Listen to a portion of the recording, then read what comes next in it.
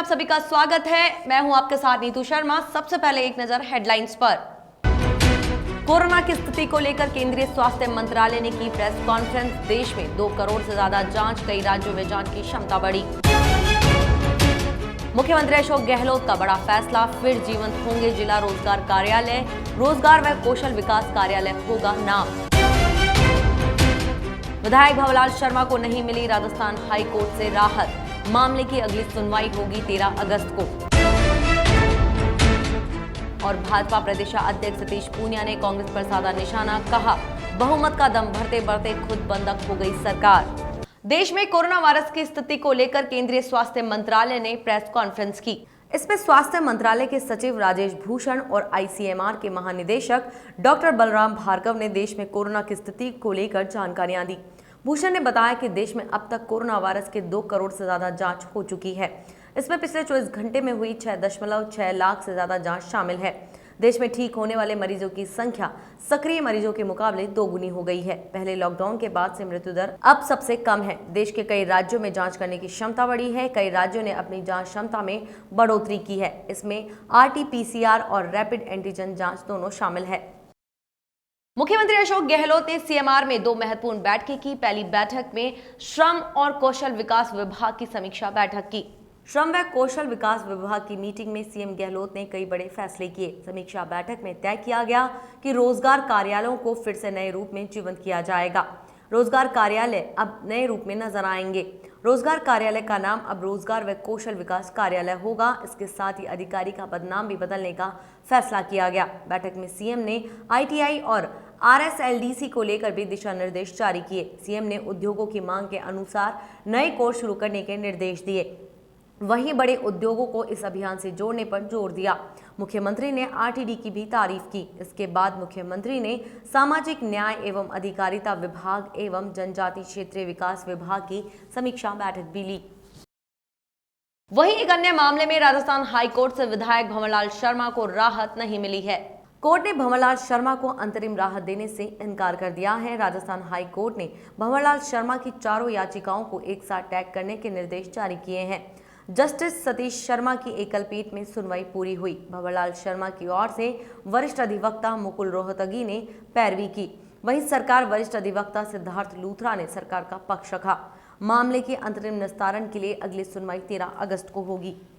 Rajasthan high court में राज्यपाल को पद से हटाने को लेकर दायर याचिका पर सुनवाई हुई। हाईकोर्ट ने इस जनहित याचिका को सारहीन बताया है। सीजे इंद्रजीत महांती ने याचिका को सारहीन बताकर खारिज किया। यह याचिका शांतनु पारिक ने लगाई थी। विधानसभा सत्र नहीं बुलाने को लेकर राज्यपाल को हटाने की गुहार की थी। केंद्र सरकार को राष्ट्रपति को सिफारिश भेजने के निर्देश देने की गुहार लगाई थी। एक और याचिका गहलोत और पायलट खेमे के विधायकों के वेतन भत्ते रोकने की मांग से जुड़ी थी। यह अर्जी विवेक सिंह जादव ने लगाई थी। उनका कहना है कि कोरोना की वजह से राज्य के फाइनेंशियल हालत ठीक नहीं, लेकिन विधायक अपने इलाकों में जाने के बजाय होटलों में रुके हुए हैं। इसको भी कोर्ट ने रद्द कर दिया है। एसओजी ने विधायकों की हॉर्स ट्रेडिंग यानी खरीद फरोख्त की कोशिशों का केस एसीबी को ट्रांसफर कर दिया है। इसमें से राजद्रोह की धारा भी हटा ली है। राज्य सरकार की ओर से मुख्य महानगर मजिस्ट्रेट अदालत में प्रार्थना पत्र पेश कर कहा गया कि मामले में किए गए अनुसंधान के तहत एसओजी में दर्ज 3 एफआईआर में आरोपियों के खिलाफ भारतीय दंड संहिता की धारा 124A के तहत राजद्रोह का मामला बनना साबित नहीं हो रहा है। प्रकरण में आरोपियों पर भ्रष्टाचार निरोधक अधिनियम की धारा 8 और 9 के तहत प्रथम दृष्टया अपराध बनना साबित है। ऐसे में प्रकरण की पत्रावली को एसीबी कोर्ट में भेजा जाए। राजस्थान हाई कोर्ट में बाबा रामदेव के कोरोना किट मामले को लेकर सुनवाई हुई। एडवोकेट एसके सिंह की जनहित याचिका पर हाईकोर्ट में सुनवाई हुई। हाईकोर्ट ने मामले में सीजे इंद्रजीत मोहंती, प्रकाश गुप्ता ने फिर से नोटिस जारी किए हैं। कोर्ट ने ये नोटिस राज्य सरकार, ACS medical and health, Ayush मंत्रालय, आईसीएमआर, पतंजलि आयुर्वेद को जारी किए हैं और कहा कि राजस्थान में पतंजलि किट को क्यों नहीं किया जाए बैन। भाजपा प्रदेशाध्यक्ष सतीश पूनिया ने प्रेस कॉन्फ्रेंस की। राम मंदिर भूमि पूजन कार्यक्रम पर खुशी जताई। राम मंदिर भूमि पूजन कार्यक्रम पर खुशी जताते हुए कहा कि ये केवल बीजेपी नहीं बल्कि दुनिया के सभी सनातनी हिंदुओं के लिए गर्व का विषय है। पूनिया ने गांधी परिवार पर निशाना साधते हुए कहा, इस पूरे खानदान की जांच करनी पड़ेगी कि ये राम को मानते हैं या नहीं। उन्होंने कहा कि बहुमत का दम भरते भरते सरकार खुद बाड़े में बंद हो गई है। यह बड़े दुख का विषय है। कांग्रेस पर निशाना साधते हुए कहा कि राम तो सभी के हैं। केवल बीजेपी का नहीं, मैं ये मानता हूं कि दुनिया के जितने सनातनी हिंदू हैं उनके लिए गौरव का क्षण है। और हम जैसे तमाम लोग जो दो बार की कार सेवा में गए, जिन्होंने मुलायम सिंह की गोलियों का मुकाबला भी किया, ऐसे लाखों कार सेवकों के लिए और असंख्य हिंदुओं के लिए मैं ये समझता हूं कि एक गौरव का दिन होगा, क्योंकि जिनकी पूजा और अर्चना करते थे देश और दुनिया में, जो अपने अपने आराध्य को पूजते हैं, उन पर 500 साल तक हमले होते रहे। तो लगता है कि कल रामलला ठीक तरीके से आज़ाद भी हो जाएंगे, उन्मुक्त भी हो जाएंगे और एक स्वाभिमान देश को निश्चित रूप से भर जाएंगे। इसलिए केवल बीजेपी नहीं, बीजेपी तो इसलिए कि वो इस उनका एक एजेंडे का एक हिस्सा पूरा होगा कि हमने बहुत शुरुआती दशक में ही राम मंदिर के निर्माण के लिए अपना संकल्प दोहराया था और एक बड़ा आंदोलन माननीय लालकृष्ण आडवाणी जी के नेतृत्व में हुआ।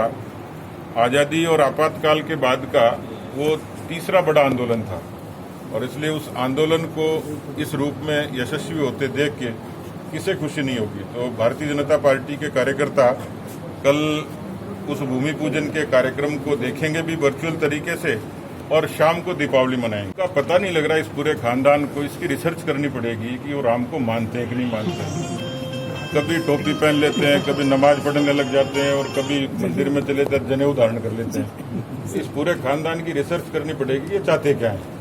ये राम सेतु के बारे में भी एफिडेविट दे देते हैं कि राम का कोई अस्तित्व नहीं था, राम काल्पनिक पात्र थे। तो ऐसे खानदान पे क्या भरोसा करें। और राम जी की लताड़ लगी जब ये घूमते फिर रहे, अभी तक नहीं राज करते।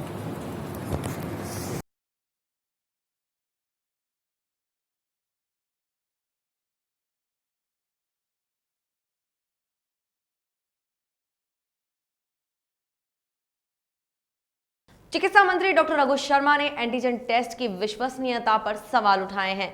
उन्होंने कहा कि राज्य सरकार केंद्र सरकार से एंटीजन किट की लगातार मांग कर रही है, लेकिन केंद्र सरकार द्वारा अभी तक उपलब्ध नहीं कराए गए। एक निजी अस्पताल द्वारा 200 किट मंगवाकर की गई जांच में 50% किट मानकों पर खरे नहीं उतरे और पॉजिटिव को नेगेटिव बता रहे हैं। जब देश में प्रतिदिन 55,000 से ज्यादा पॉजिटिव केस आ रहे हों, ऐसे में मरीजों पर प्रायोगिक परीक्षण करना उनका जीवन खतरे में डालने जैसा है। उन्होंने कहा कि विदेशी कंपनियों के कम विश्वसनीय टेस्ट को मंजूरी देकर केंद्र सरकार लोगों के जीवन को खतरे में डाल रही है। चिकित्सा मंत्री रघु शर्मा ने कहा कि कार्यस्थलों, फल, दूध, किराना, सामाजिक समारोह के चलते कोरोना के संक्रमण में बढ़ोतरी हुई है। उन्होंने आमजन से केंद्र एवं राज्य सरकार की गाइडलाइन की पालना करते हुए जीवन शैली अपनाने की अपील की है। रैपिड टेस्टिंग किट के बारे में हमने हमारे भर्ती मरीजों पर प्रयोग किया, उनका आईसीएमआर ने उनको अप्रूव किया था और पूरे देश में रैपिड टेस्टिंग किट काम में आने लगी थी। हमने यहाँ हमारे 168 भर्ती मरीजों पर उनका जो ऑलरेडी RT-PCR जो कि फाइनल टेस्ट है उसके द्वारा पॉजिटिव डिक्लेयर किए गए थे, उन्हीं मरीजों पर उस रैपिड टेस्ट का इस्तेमाल किया, प्रयोग किया और रैपिड टेस्ट ने उनको नेगेटिव बता दिया। तब हमने आईसीएमआर को जानकारी दी कि ये टेस्ट फायदेमंद नहीं है। आईसीएमआर ने बाद में उसको विड्रॉ किया पूरे देश के अंदर। वो चाइनीज़ कंपनी थी। अब जो कोरियन कंपनी है एंटीजन टेस्ट के लिए जिसको ऑथराइज किया है आईसीएमआर ने, हम बराबर आईसीएमआर से मांग रहे हैं कि हमको कुछ किट दो, लेकिन हमको वो किट नहीं दे रहे। अभी हमने फोर्टिस अस्पताल के थ्रू वही एंटीजन किट करीब 200 हमने प्राप्त किए। 100 के हम टेस्ट कर चुके हैं जिसमें 50% का रिजल्ट फिर मैच नहीं कर रहा है, पॉजिटिव को नेगेटिव बता रहा है वो। अभी हमारे 100 टेस्ट और होने 1-2 दिन में हो जाएंगे, तब फाइनल रिपोर्ट आने के बाद हम फिर आईसीएमआर को बताएंगे। ये बार बार क्यों इस तरह का तमाशा हो रहा है? जब देश में 55,000 लोग पॉजिटिव आ रहे हैं पर डे, वहाँ पे हमारा इस तरह का प्रायोगिक काम वो गलत है।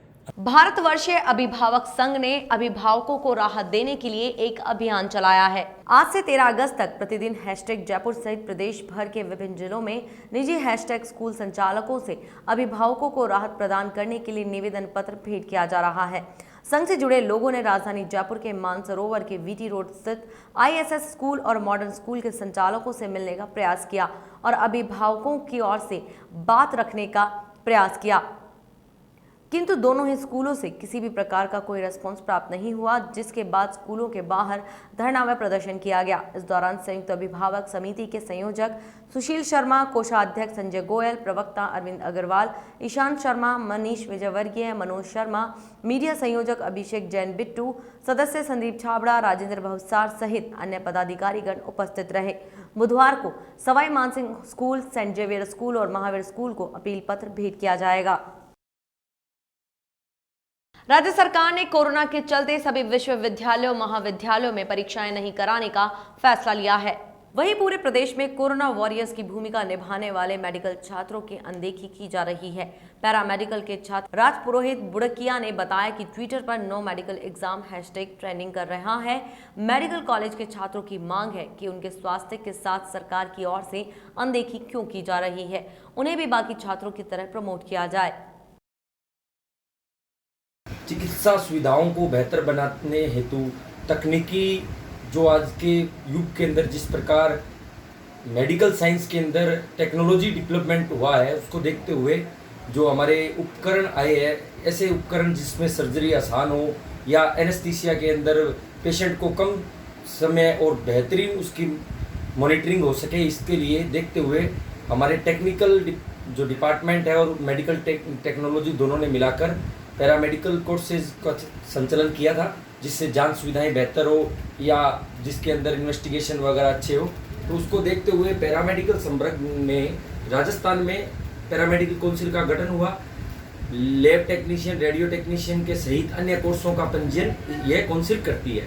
तो इसी प्रकार 2015 के अंदर भारत देश के अंदर अन्य राज्यों के अंदर एक ओटी टेक्नीशियन एवं एनेस्थीसिया टेक्नीशियन का डिप्लोमा का पाठ्यक्रम चालू हुआ था। चीनी mobile company Vivo Indian Premier League के अगले एडिशन में लीग स्पॉन्सर नहीं होगी।